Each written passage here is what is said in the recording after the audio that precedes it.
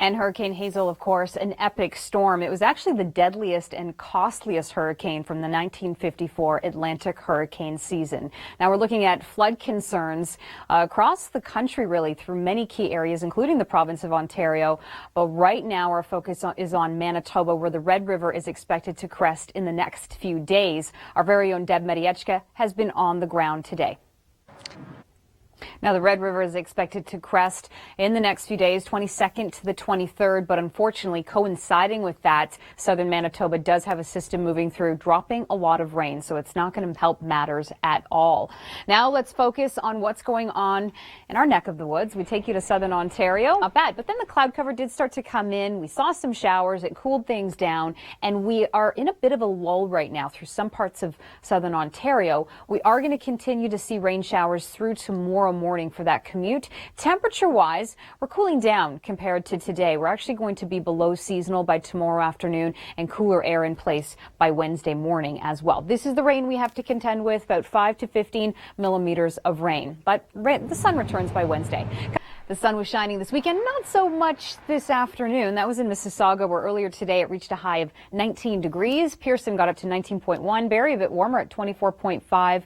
Windsor was 23.8. And the hot spot in the province and the entire country was Sarnia at 25 degrees. So people probably were wearing shorts throughout the day.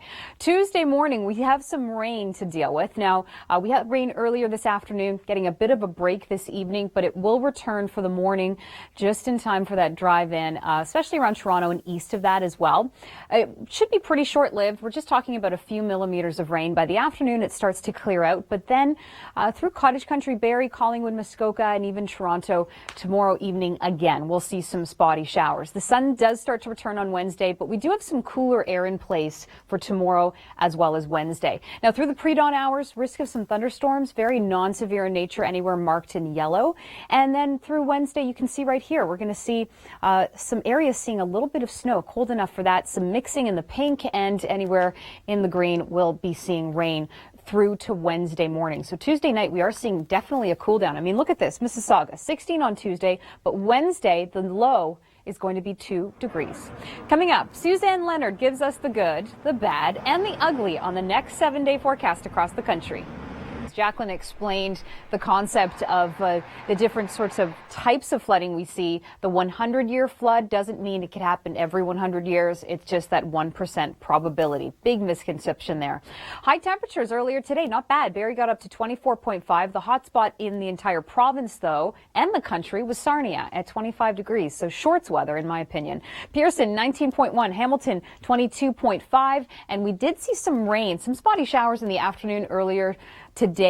Tuesday morning, we're going to continue to see that rain for the morning commute, and then it's going to be cloudy into the afternoon through parts of southern Ontario, and then for the evening, a chance of some spotty showers again. It's not a lot of rain for Toronto, for example, through to the morning and through the day tomorrow. It just looks to be about 5 millimeters. Now, pre-dawn Tuesday, here's areas that could see some isolated thunderstorms. Very non-severe in nature, but the risk is there. And into Wednesday, there's a dividing line between the rain, which is green, the rain-snow mixing, which is areas north of Ottawa, and towards the north, we are getting a chance of still some snow.